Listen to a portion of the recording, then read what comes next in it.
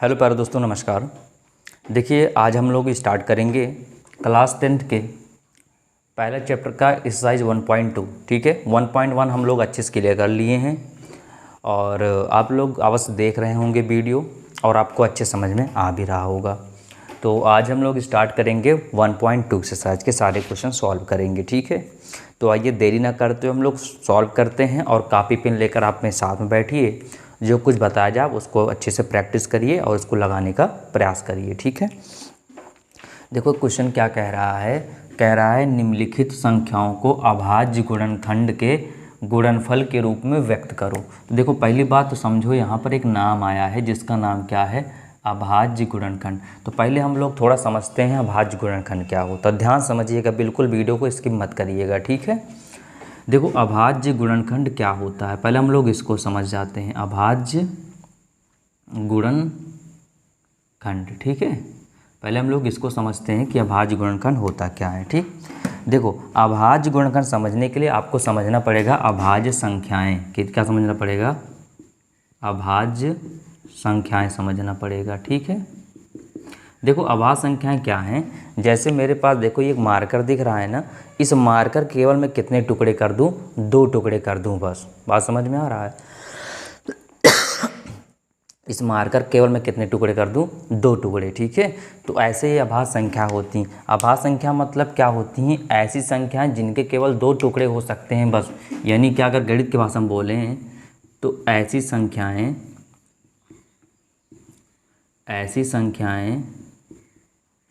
जिनके केवल कितने गुणनखंड? 2 गुणनखंड। कितने गुणनखंड? 2 गुणनखंड हों, बस। केवल 2 गुणनखंड होंगे और वो दोनों जो गुणनखंड मतलब 2 फैक्टर, मतलब जो 2 नंबर आएंगे ना, वो किससे कटेंगे? या तो वो 1 से विभाजित होंगे। किससे होंगे? 1 से विभाजित होंगे, या किससे होंगे? स्वयं से। ठीक है, बस। यानी वे संख्याएं जिनके केवल 2 गुणनखंड होंगे, यानी केवल 2 फैक्टर होंगे, और दोनों जो फैक्टर आएंगे वह तो 1 से कटेंगे, वह तो स्वयं से। तो क्या कहलाती हैं? अभाज्य संख्याएं। ठीक है, क्या कहलाती हैं? अभाज्य संख्याएं। और हम एग्जाम्पल लेकर समझते हैं तो ज़्यादा क्लियर होगा। ठीक है, जैसे यहाँ पर कुछ नंबर लिख देता हूँ। 1 लिख दिया, 2 लिख दिया, 3 लिख दिया, 4 लिख दिया, 5 लिख दिया। देखो एक के केवल 1 में ही तोड़ सकते हो, बस इनको, और किसी में नहीं टूट सकता है ना। तो बताओ, केवल एक संख्या को केवल किस में तोड़ सकते हो? 1 में तोड़, और किसी में टूट नहीं सकता है। और हमारा अभाज्य संख्या कहता क्या है? ऐसी संख्या जिनके केवल कितने बनेंगे? 2 टुकड़े होने चाहिए। इनके कितने टुकड़े? वो 1 टुकड़े। इसका मतलब 1 हमारा अभाज्य संख्या नहीं है। 2 को चेक करो, 2 को तोड़ सकते हो 1 में और गुणे 2 में। तोड़ सकते हो ना, 2 को लिख सकते हो ना, 1 में और किसमें? 2 में। अब आप ये ना कहना सर इसको हम इस तरह भी लिख सकते थे, 1 कन्नम 1। तो कहाँ, ये तो सेम आ गया ना, अलग अलग आना चाहिए, है कि नहीं? तो बताओ, 2 को तोड़ सकते हैं, 2 गुणे 1 में तोड़ सकते हैं। तो चलो ठीक है, ऐसी संख्याएं जिनके केवल 2 गुणनखंड, देखो 2 गुणनखंड मिल गए हमको। और रूल क्या कहता है? रूल ये कहता है वो जो गुणनखंड आया हुआ है ना, जो टुकड़ा आया हुआ है ना, वो टुकड़े किससे कटने चाहिए? या तो 1 से या तो स्वयं से। देखो 1 से भी कट जाएगा, स्वयं से भी कट जाएगा। क्लियर हो गया? तो इसका मतलब 2 क्या है? हमारा अभाज्य संख्या है। 3 को चेक करो, 3 को 1 काट सकता है और क्या काट सकता है? केवल स्वयं काट सकता है। बताओ 3 के कितने गुणनखंड हो गए? 2 हो गए, और 1 तो स्वयं से काट सकता है, 1 तो 1 से काट सकता है, बस, जो कि रूल कहता है। मतलब अभाज्य संख्या होती ही ऐसी संख्या हैं जो जिनके केवल 2 टुकड़े हैं, 2 फैक्टर होंगे, 2 गुणनखंड होंगे, जो या तो 1 से कटेगा तो स्वयं से। अब तो 4 को चेक करो, 4 को 1 काट सकता है क्योंकि 1 के पहाड़ में 4 आएगा, 1 चौके 4।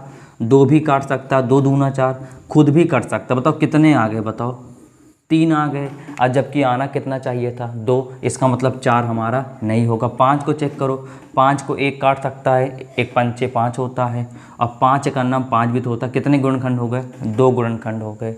तो उम्मीद करता हूँ समझ में आपको आ गया। ठीक है, अगर मैं यहाँ पर 6 लेता हूँ तो क्या होगा? देखो ध्यान से, अगर मैं यहाँ पर 6 लेता हूँ तो बताओ 6 को 1 काट सकता है क्योंकि 1 पहाड़ में हर एक नंबर आता है। 1 छक्का 6 हो गया। 2 को काटा, 2 तिहाई 6 कट गया। और कौन 3 काट सकता है? 3 दूनी 6 हो गया। स्वयं कट सकता, कितने गुणनखंड आ गए? 4 आ जाए। हमको चाहिए कितने? 2 चाहिए, तो इसका मतलब 6 भी हमारा नहीं होगा।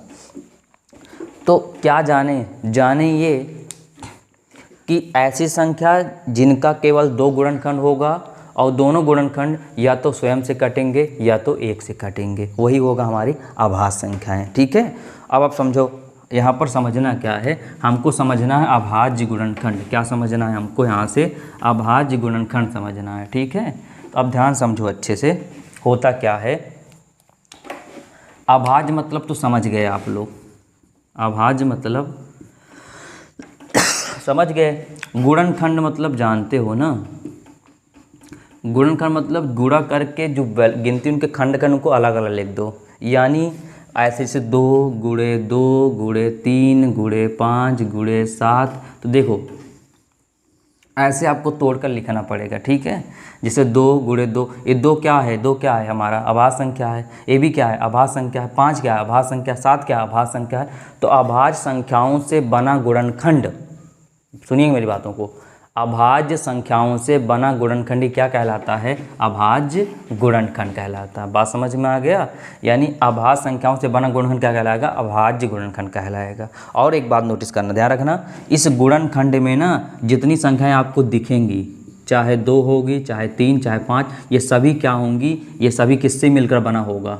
अभाज्य संख्याएं।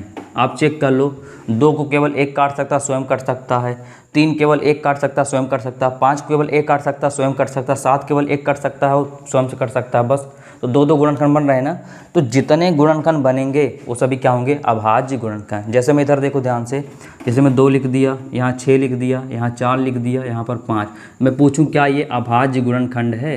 अगर मैं आपसे क्वेश्चन करूँ क्या यह अभाज्य गुणनखंड है, तो नहीं। गुणनखंड तो है, गुणनखंड मतलब जो गुणा में इनको अलग अलग लिख दिया गया है तो सही है, लेकिन अभाज्य नहीं है। क्यों नहीं है? क्योंकि 2 तो है अभाज्य, 5 भी है अभाज्य, लेकिन 6 नहीं है। 6 क्यों नहीं है? क्योंकि 6 को 1 भी काट सकता, 2 भी काट सकता, 3 भी काट सकता, स्वयं से कट सकते हैं। 6 नहीं हुआ। क्या 4 हैं? 4 भी नहीं है। क्यों? 4 को 1 काट सकता, 2 काट सकता, स्वयं से कट सकता है।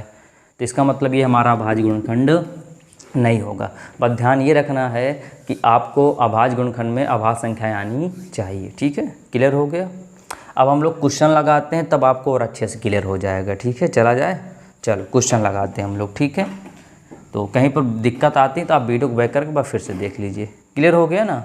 आपके मन में क्वेश्चन उठ रहा होगा, अगर सर 2 गुणे 6 गुणे 4 गुणे 5 है तो इसको हम लोग कैसे अभाज्य में लिखेंगे? तो बिल्कुल लिखेंगे, अभी हम बता रहे हैं, पर अभी क्वेश्चन के माध्यम से आपको सिखा रहे हैं कैसे होता है। ठीक है, देखो जल्दबाजी मत किया करो। अगर कोई चीज़ आप सीख रहे हो स्टार्टिंग पॉइंट में तो पूरा लेक्चर देखा करो, तब बाद में देखो पूरा लेक्चर देखने के बाद ही समझ में आता है कि होता है। जैसे आप लोग मूवी देखते होगे तो अगर कहीं पर आप शुरू से मूवी देखते हो तो आपको समझ में आती है। अगर आप 20 से देखते हो मूवी तो 20 से देखने के बाद कम से कम आधा या 20 मिनट या आधा घंटे बाद आपको मूवी समझ में आने लगती है कि आखिरकार इस मूवी में चल क्या रहा है। बात समझ में आ रही है ना? ऐसे ही होता है। ठीक है, तो इसको ध्यान समझिए। ठीक है, चलो क्वेश्चन सॉल्व करते हैं हम लोग।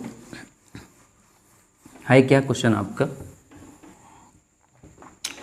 देखो कह रहा है निम्नलिखित संख्याओं को अभाज्य गुणनफल के रूप में व्यक्त करो। देखो 140 है ना, ऐसे लिखेंगे हम लोग, ध्यान दीजिएगा।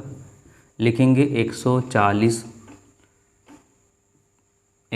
लिखेंगे। अब ऐसे इसका एलसीएम ले लेंगे, लेना आता होगा। कोशिश करो छोटी से छोटी संख्या से काटो। 2 से कट जाएगा ये, 2 7 14, 2 शून्य शून्य, फिर 2 से करेंगे तो 2 3 6 और 2 5 10।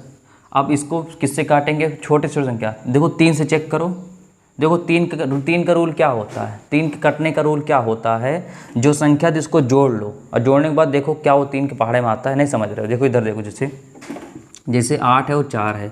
अगर मैं पूछूं क्या है 3 से कटेगा तो आप कह दोगे नहीं। आप चेक करो इसको, 8 में जोड़ो कितना, इनको जोड़ लो। 8 + 4 कितना होता है? 12 होता है ना। तो क्या 12 3 के पहाड़े में आता है? बिल्कुल आता है। इसका मतलब 84 3 से कट जाएगा। तो 3 का रूल होता है जो संख्या देगा उनको जोड़ लो। अगर मान लो 3 के पहाड़ में 12 ना आता होता तो क्या करते? फिर और जोड़ते, फिर जोड़ते इनको। क्या 1 + 2 कितना आता? 3। अब तो आएगा ना 3 × 1 = 3। बात समझ में? 3 का रूल होता है कि सभी संख्याओं को जोड़ लो। अगर 3 पहाड़े में आता है तो वो 3 से कटेगा, वरना नहीं कटेगा। ठीक है, चलिए ध्यान दीजिए, इनको जोड़ो। 5 में 3 जोड़ो 8, 3 से नहीं कटेगा तो किससे देखेंगे? 5 से देखो। 5 से काट दो इसको तो 5 × 7 = 35, और 7 एकन्नम 7 आ गया ना। तो लिखेंगे 140 का अभाज्य गुणनखंड कितना है, कितना लिखा गया है 2 गुणे 2 गुणे 5 गुणे 7। ठीक है, अब 2 कितने बार आया है, 1 2 बार, 2 की घात 2 हो गया, गुणे यहाँ 5 1 हो गया, अब 7 की घात 1। चाहे 1 लिखो ना लिखो वो आपकी इच्छा है। ठीक है, चाहे इतना छोड़ दो तब भी आंसर आ गया, चाहे इतना छोड़। देखो अब देखो मैच करो, 2 गुणे 2 गुणे 5 गुणे 7 मिला ना, अभाज्य गुणनखंड, अभाज्य संख्या मिली। 2 क्या है, अभाज्य संख्या है। 5 क्या है, अभाज्य संख्या। 7 क्या है, अभाज्य संख्या। मिल गया अभाज्य ना। अब बोला गुणनखंड, तो क्या ये गुणा में नहीं है, ये सब गुणे में नहीं है, गुणे में हैं। और इन सब का खंड, इन 140 को क्या कर दिया गया है, इनका खंड खंड कर दिया गया है, यानी इनको अलग अलग तोड़ के लिख दिया गया है। क्लियर, समझ में आ गया। चलो ऐसे ही करेंगे, कितना 156 का करते हैं हम लोग।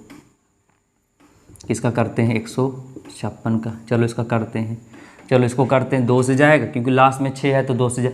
कोशिश करो छोटी छोटी संख्या ले चलो। ठीक है, 2 7 14 बचा कितना, 16, 2 8 16। ठीक है, अब 2 से करेंगे तो 2 3 6 और बना 18 और 2 9 18। समझ में आ रहा है, देखो ध्यान से। 2 से क्या, 2 7 14 बचा ये 16, 2 8 16, फिर 2 3 6, अब बचे कितना 18, 2 9 18। इतना तो आता ही होगा। जिसको अगर देखिए, जिसको अगर इसमें प्रॉब्लम आ रही हो नीचे कमेंट में एक बार अपने डाउट को मेंशन कर दीजिएगा कि सर हमको इस तरह नहीं आता, तो हम इस आपके लिए एक अलग से लेक्चर बना देंगे। ठीक है, कैसे इसको करते हैं।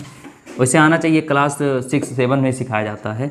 अब देखो, अब किससे चलेगा, अब 2 से कर नहीं सकता क्योंकि 2 का रूल क्या होता है, 2 का रूल होता है, देखो एक बात सुनो ध्यान से, जो चीज़ बोलते हैं मुंह से ना, उसको आप सुना भी करो। ठीक है, आप केवल इसको लिखने से मतलब रखते हो तो फिर ऐसे आपको मैथ नहीं आएगी। जो बोलते हो उसको सुना करो।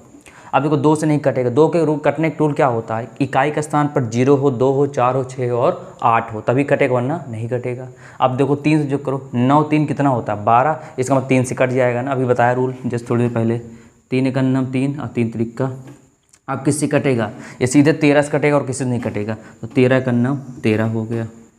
ठीक है, अब लिखते हैं 156 का अभाज्य गुणनखंड।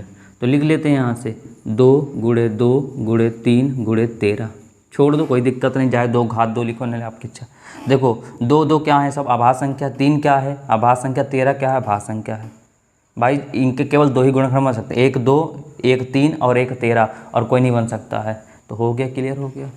अब ऐसे करते हैं तीसरा वाला। तीसरा क्या है अपना, 38 38 25। आप एक चीज़ देख रहे हो, बार बार नोटिस करना, इस सब जगह अभाज्य संख्या ही आ रही है। ठीक है ना, चलो इसको करते हैं 2 से। 2 से नहीं जाएगा, 5 से। लास्ट में क्या 5 है ना, 5 से लेकर चेक करें। 5 से पहले फिर आओ चेक करो, 3 से चेक करो, क्या 3 से जाएगा, जोड़ो जल्दी से। देखो यहाँ पर 8 2 10 10 5 15, 15 3 18, और 3 के पार में 18 आता है, बिल्कुल आता है। इसका मतलब 3 से लेकर चलेंगे।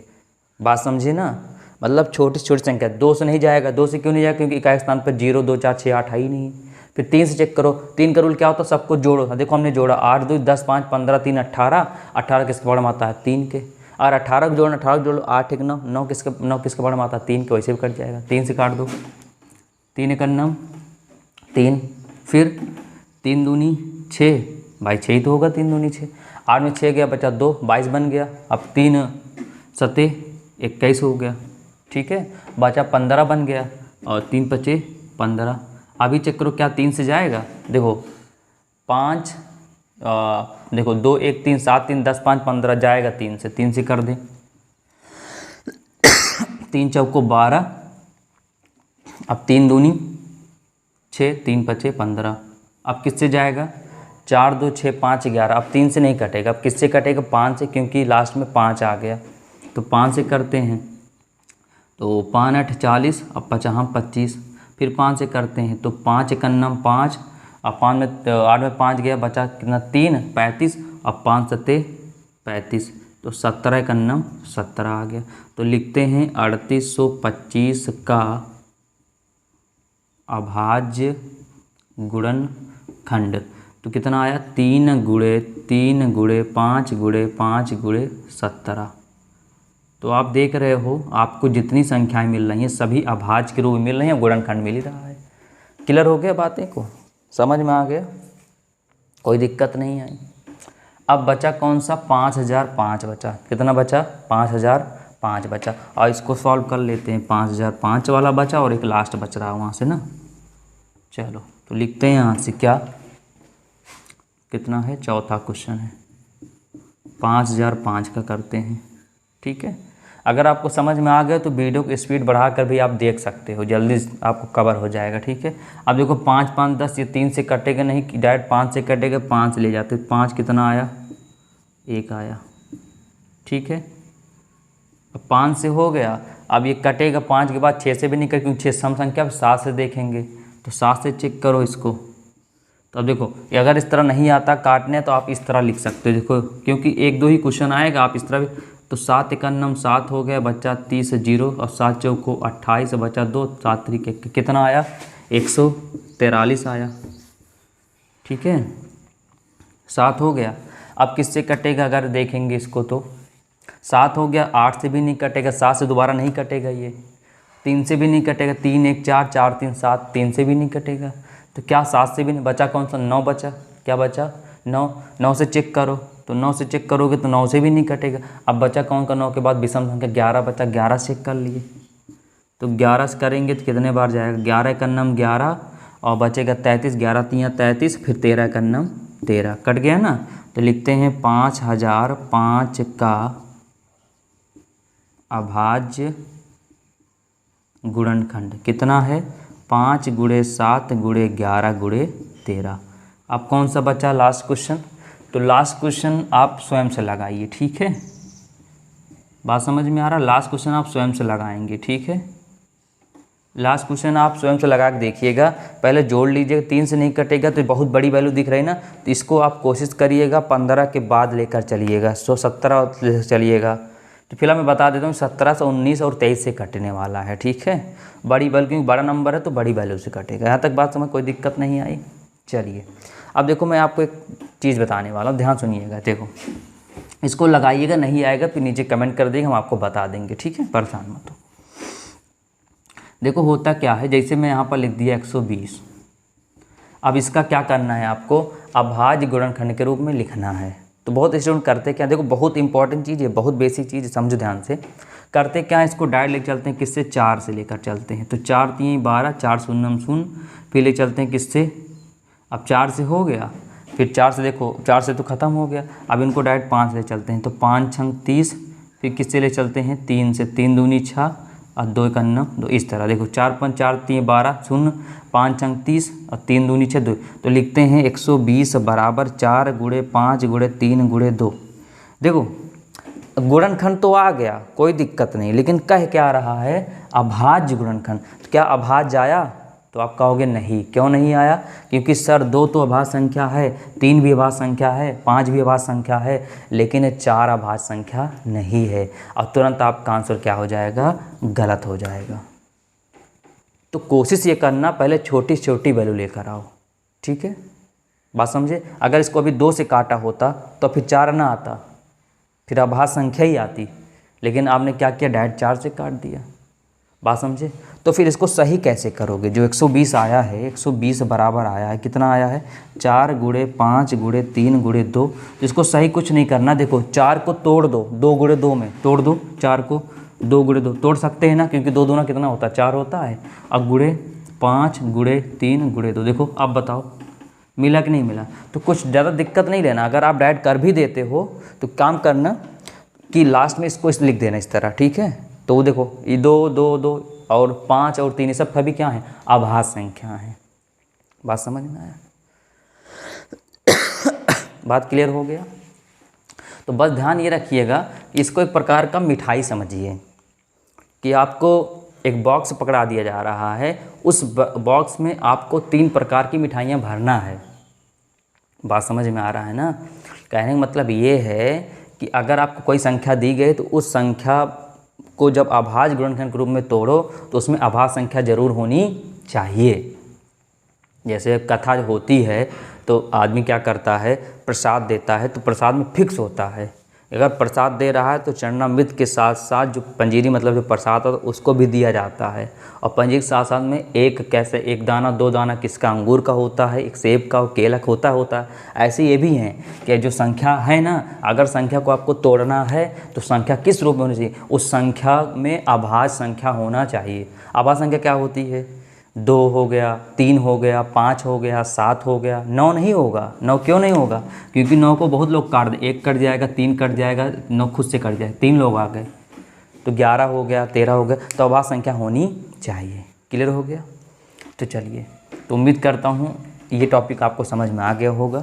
तो अगर ऐसे ही मस्त कांसेप्टदार वीडियो पाना है आपको, तो अभी तक चैनल से नहीं जुड़े हैं तो चैनल को सब्सक्राइब करके जुड़ जाइए और बेल आइकन की बटन पर हिट कर दीजिए, ताकि जो भी वीडियो बनाया जाए आपके पास सबसे पहले पहुंच सके। ठीक है, लगातार हमारे साथ बने रहिएगा। हर एक क्वेश्चन आपके लिए एकदम नॉर्मल सा मक्खन कर दिया जाएगा, कहीं पर प्रॉब्लम नहीं आएगी। तो मुलाकात करेंगे नेक्स्ट क्वेश्चन में, तब तक के लिए नमस्कार।